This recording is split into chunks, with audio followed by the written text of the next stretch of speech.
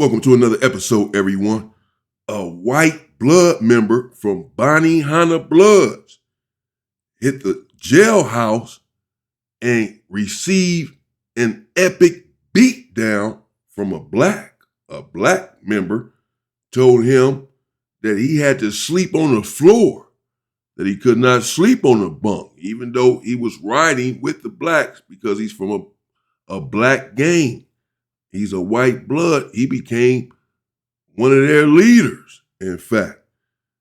But he had an epic fight and an epic beatdown. And in fact, this individual witnessed murders and went through all sorts of trauma. Let's get into it. I don't with it at all. So I open up the door. He's like, man, talk to this detective. Ooh. And I just looked at him and I was like, bro, are you telling on me? I didn't know what else to say. In my whole defiant, cocky demeanor dropped because I was just couldn't believe that this was happening. So the cop was like, we know the guns are in the house. We know this. And I gave up and I went and I just got it. He's like, we're going to tear your mom's house up. We're going to fuck her shit up. And I was just like, fuck. I started thinking about my mom's and I was like, man, all right. So I go and I give him the guns. But the whole time in the back of my mind, I'm thinking, I'm a 17-year-old kid. I'm not 18. They're not going to do nothing to me. The worst I'm going to get is probation. So he puts me in the car, puts me in the back seat with them, and we start driving. He's like, you want something to drink, man? I was like, yeah. So we go to the store. He gets me a Sprite, and he's like, you smoke? I'm not even 18. I'm like, yeah. He's like, what do you smoke? I was like, Newports. He buys me a pack of Newports. He's like, go ahead and smoke on the way to the station. Cause he knows once I go, what's going down. Cause the sheriff has done put it out there. Like, I want these, they were in my house. So as soon as I get to the county. So he's accused, as we just heard, of running inside of a sheriff's house and robbing the house. So now he's arrested, 17 years old, heading to jail, heading to the county jail. And watch what happens when he gets there. Again, this is a white individual, as you can see, who's a blood member from Bonnie Hunter Bloods. But they're in Texas. And he got to the county jail and it quickly went down. But this is not anything new. The police, with these individuals of privilege, handcuffing them, if he was even in handcuffs, but putting them in the back of a police car or in the front, and taking them to the liquor store to have a Coca-Cola before they head off to jail. Yes, I've seen individuals receive a cigarette or a soda inside of an interrogation room when they are trying to entice you to give a statement/confession. But no police officer has never stopped at the liquor store and got me a soda and a pack of cigarettes on the way to jail. We've seen that one of the individuals who had pulled off one of these mass shootings, the police stopped somewhere and got him a drink of water and a hamburger and some French fries. This is how the system works. Yeah. Dude, that's when everything hit me.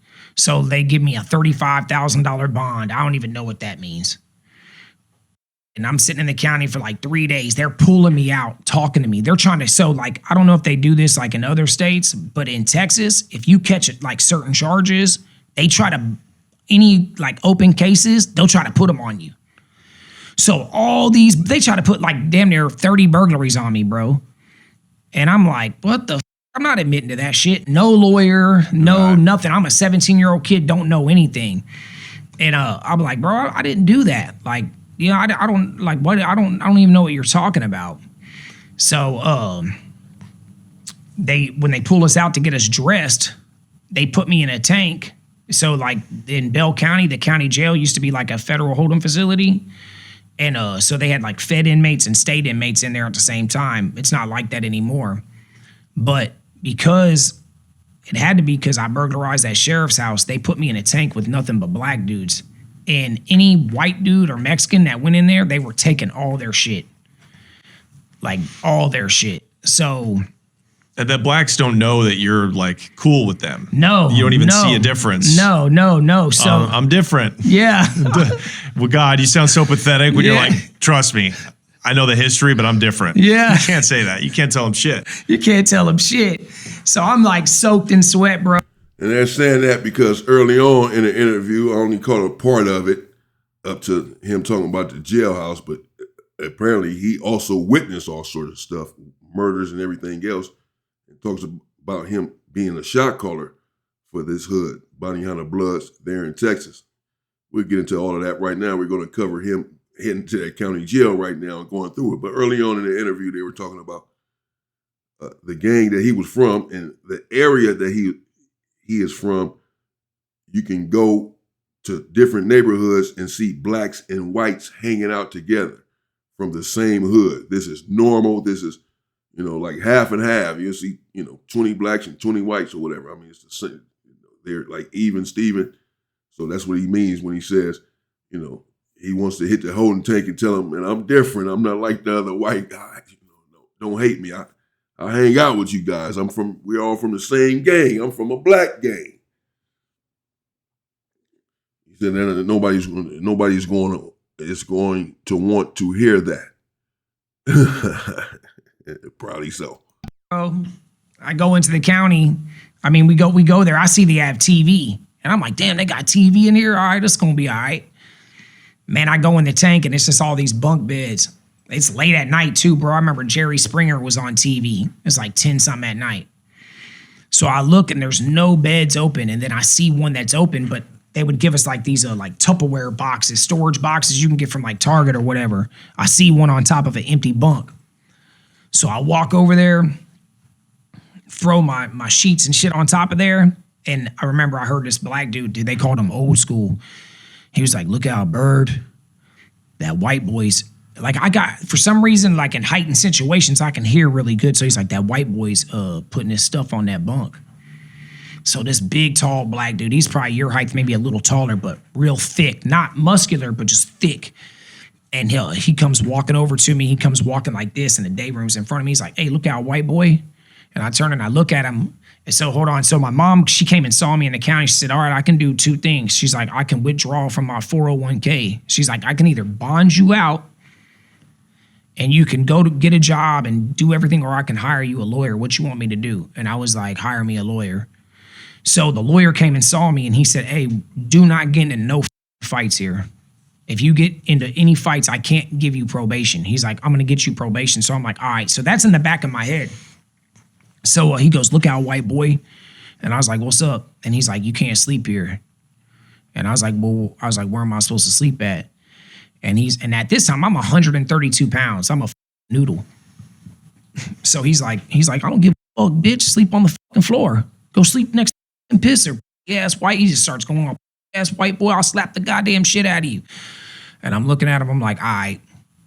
So I start grabbing my sheets and then I had saw, when I was a kid, I had saw like American Me and fucking like Blood In, Blood Out. And I remember in American Me when that dude had got raped in the count and in the juvenile, and I started grabbing my stuff and I was turning to the right and I was like, hold on, fool.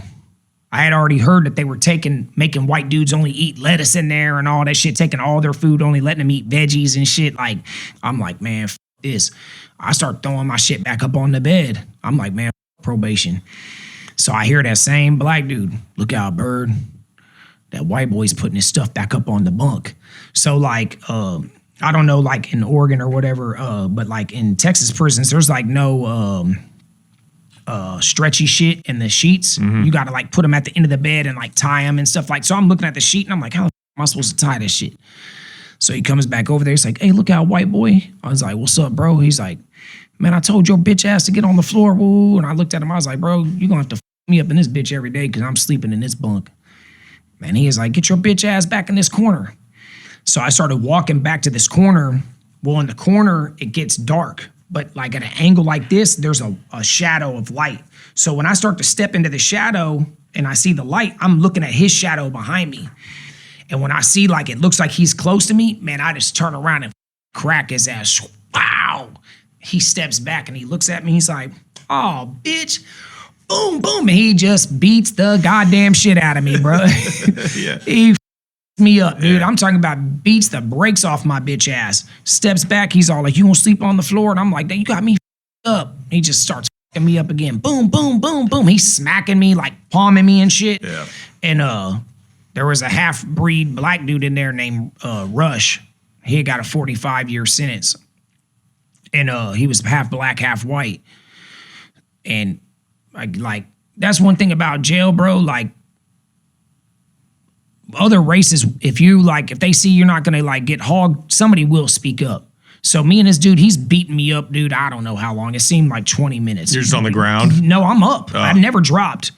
I'm just getting blasted. And I'm spitting blood on the wall. I'm crying. I'm so angry. I'm crying. I was like, you got me up. I ain't sucking nobody's dick.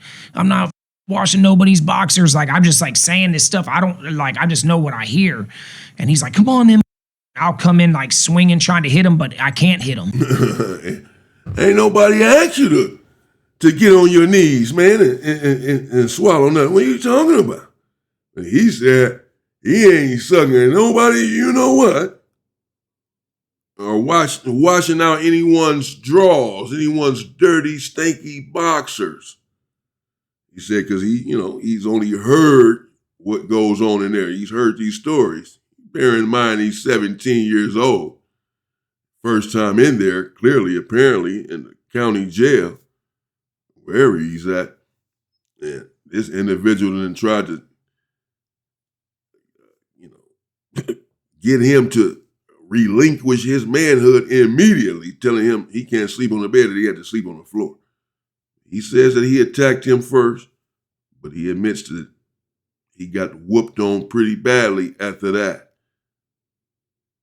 But I understand I guess that being in his mind that if he sleeps on the floor, what's going to happen next? Maybe these dudes, it starts with that. And if I let him get away with that, then he's thinking these dudes are going to try him perhaps in some other way. He doesn't even want that to happen, so he's going to nip that in the bud. He took off on the dude. He's grabbing me by my face, throwing me on the ground, like just like making a mockery of me. So then the black dude, Rush, he's all like, that was his last name. He was like, hey man, he's like, let the white boy make it, bro. Like, let him make it. So he was like, all right, bro, you can sleep on the bunk. Well, then after that, I slowly started becoming cool with these dudes. Like, I'm trying to play dominoes with them, stuff like that. But this is what got me in cool with them. There was a corporal that worked in there. She found out I was in there, and it was my homeboy's aunt. She walks in there, and she goes, where's Tim at? And I'm like trying to hide myself because I'm banged up. And she comes over there and pulls the sheet off me, and she's like, boy, get up off the bed. So I get off the bed. She's like, who the did this to you? I was like, I don't know. I don't know. And she's all like, y'all leave this alone. He grows up with my family. He comes to all our barbecues. And her last name was Neely. And the Neelys are like super big in Temple. Like, they're one of the biggest black families in Temple. So when they heard that, it was like, I got the pass. Like, the white boy's cool. He fucks with all the Neelys. They all know him. They know him, the Neelys, the Jacksons. They all fuck with him. But did that affect obviously it affected your sentence, your adjudication, because you didn't get probation. No, I didn't get probation. Well, I never got in trouble for that fight.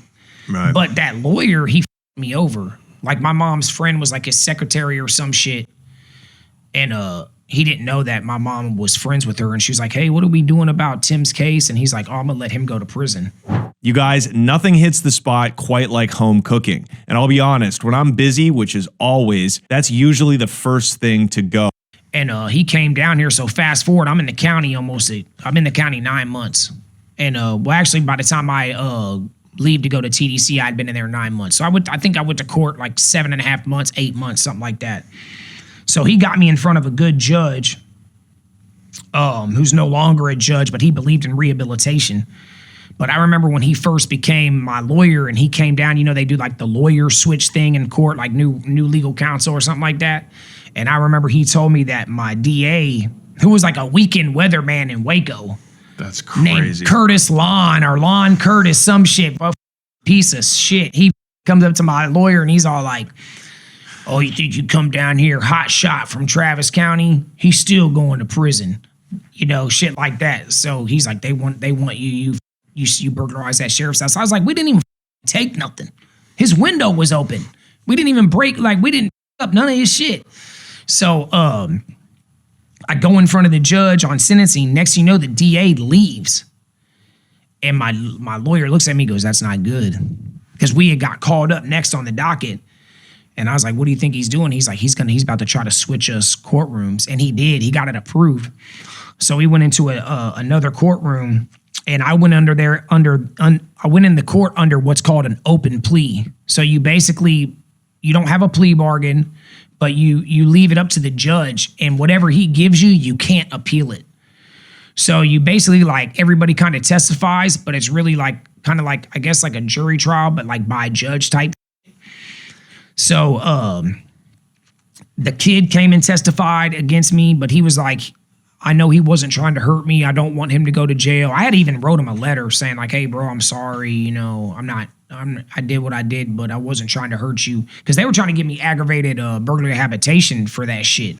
And which they had wound up changing the laws after I had got in trouble. Like, Texas became like a zero tolerance for burglary, where like if you went into the house between like 8 a.m. to 6 p.m., it was an automatic aggravated charge because they're saying people could be home at that time or something like that. Anyways, so I'm sitting there and I'm hoping I'm going to get this probation. And he's like, I'm going to give you 5 8-year sentences, ran concurrent. And my mind just went blank. Like, I heard him talking, but I didn't know what he was saying. And then that's when he said he was going to stack the probation and shit on top of me. So they immediately take me out and they take me in the back, and the sheriffs, they're walking me, and I like stop. And I was like, hold on, man. He's like, oh, you better not try nothing. I'll f you up. And I was like, what the f are you talking about? And I was like, what just happened in there? And he's all like, you got 5 8-year sentences. I was like, I got 40 years. He's like, nah, they ran him concurrent. So you're only doing 1 8-year sentence. He's like, but they stacked a probation and a safe P on top of you. So you're going to be on probation and parole if you make parole when you come home. And he's like, that's what you get running in people's houses, you stupid. And I'm like looking at him, I'm like, what the? So boom, I go back to the tank. And wow, this your lawyer talking like this? That's what you get, you stupid MFer and all of that? My goodness. Let's see, he went back to the tank. Tell everybody what happened. They let my lawyer come see me. Then they let my mom and them come see me, like through the glass on the phone, talking and shit like that. And my lawyer, he's like a G. He's like, bro, you know, when you go to prison, like, it's hard on white people. He's like your size white guys like don't make it. He's like, you're probably gonna. Okay, maybe that wasn't his lawyer that said that. I forgot. I missed who he said. Has said that's what you get. That didn't sound right. That's his lawyer saying that. Maybe the judge, the bailiff, the prosecutor, or the sheriff whose house he supposed had ran into but didn't take anything. He's saying, whoa, but because he's saying his lawyer said. Man, you know, he said his lawyer was a gangster. His lawyer told him, you about to have it rough up in there. I'm sure he's saying, I already know this. I already got beat down, slapped and all this. Have to catch another charge to survive. And there's all these riots going on. They're all over the news. Like there was a state jail, because here in Texas, we have things called state jails. They're like 2-year facilities. And I think they let them get good time now to where they might get like a little 6 months knocked off their sentence, but them state jails be going hard because they ain't got nothing to lose. So there was a state jail it's slipping my mind. They had just had this humongous fucking riot there. The National Guard had to get called in and shit. It was all over the TV. So I'm hearing all these war stories, and I done been in like 4 fights in the county, and I lost every one of them because I'm just too light in the ass. Yeah. Like, you're fighting a grown man who's seasoned. You ain't him up, like, especially me. So I'm like, all right, I'm about to get my ass kicked a lot. So I catch chain and I go down there. Fast forward and I hit Terrell unit. And this is where they ship death row inmates. Yes. That's crazy. Yeah, so your first. Yeah, so he's young, has an 8-year sentence, Thought he was about to get probation since the police pulled over and got him a drink. Why wouldn't he think that? But he ended up with 8 years, and now he's heading to prison where they keep death row inmates at. He's about to go through it. I'm going to have to continue this because this goes on for hours here. There's no way I'm about to do a video for that long because no one's going to watch it that long. I'm going to have to do a part 2 to this one. I want to know what happened when he got there as well. But let me know what you think so far here in the comments. The individual got an 8-year sentence, but he had already went to the county jail and got beaten down, whooped. Because really, I guess for no reason. He just went in there and they said, you got to sleep on the floor. Not like he was in there for some bad charges, like he had done anything wrong. He didn't have any narcotics that they were after, nothing like that.